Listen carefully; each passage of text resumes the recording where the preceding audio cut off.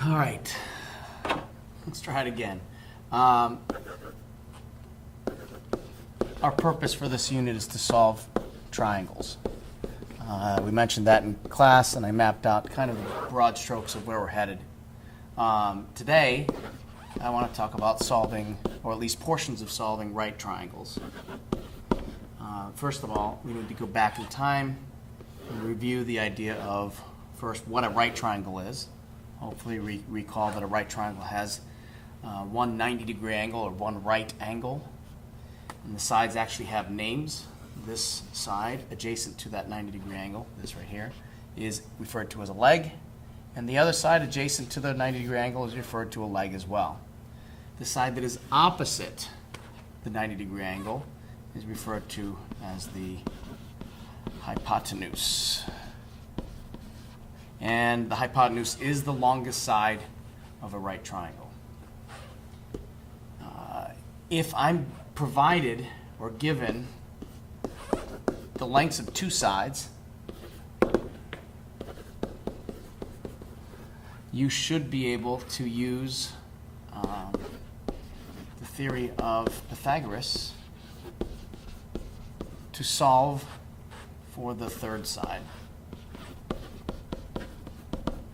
And as we discussed in both classes, I shouldn't say both because maybe this is used next year, as we discussed in class, Pythagorean Theorem, I prefer to state it as leg squared plus leg squared must equal the length of the hypotenuse squared, for reasons as I indicated in class. Now, when we are working with right triangles and the Pythagorean Theorem, you may run into a situation where, when looking for the third side, in this case, I'm looking for the length of the hypotenuse. I'm going to have the hypotenuse squared is equal to leg squared plus the other leg squared, the lengths of those legs. And that results in 4 plus 36. And of course, x squared equals 40.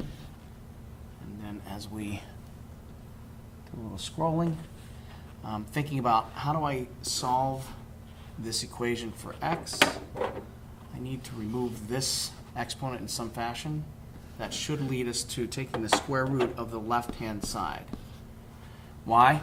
Well, the square root is asking this question. This is how I think of it. It's asking what value, when multiplied twice, will result in that thing.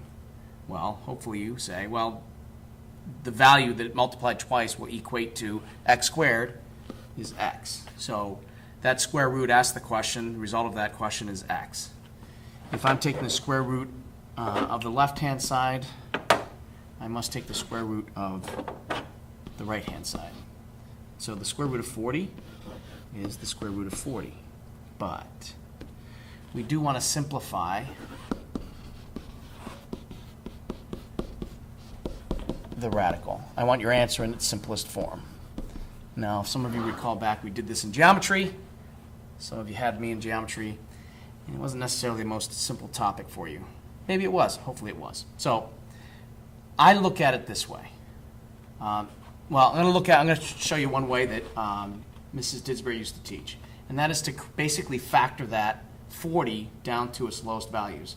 Or you can think of back in probably 5th grade or something, he did a factoring tree. I'm going to do the same thing mechanically, but I'm not going to make a tree out of it. So again, I'm trying to simplify the answer for x. So square root of 40 factors to the square root of 2 times 20. Why? Because 2 times 20 is 40. So basically, I divided 40 by 2 and then came up with the two factors that, when multiplied, will result in 40. I'm going to do that again with the 20.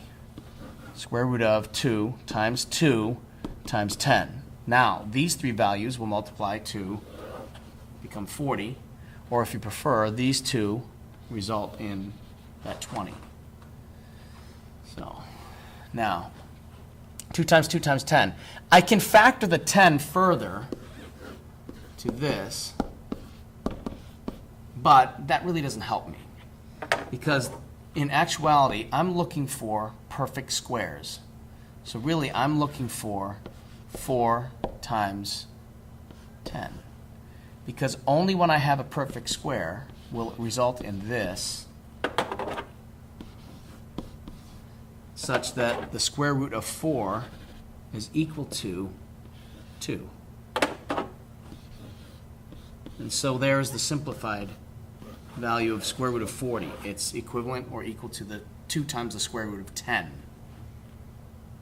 Okay? Hopefully that example was somewhat simplistic and we got there. So really, if I'm simplifying radicals, I'm doing the following. Instead of factoring 2 divided by 2 divided by 2, then trying 3, then trying 5, I'm really looking for a perfect square that is a factor of 72. Is 4 a factor of 72? Because that's a perfect square. And only if I have the perfect square will it result in an integer that I can then take outside of the radical. I'm really not taking it outside, but I think you know what I mean. So I'm looking for a perfect square. The perfect squares are 4, 9. Of course, there's 1, but that doesn't help me. Hopefully you can realize what I'm saying there. 16, 25, 36, 49, etc. I could see if 16 goes into 72. I know that 4 does, but I also know that 36 goes into 72 evenly, or results in an integer, no decimal values. So I'm going to have 2 times that 36. Now I end up having square root of 2 times the square root of 36. But we know that the square root of 36 is equal to 6.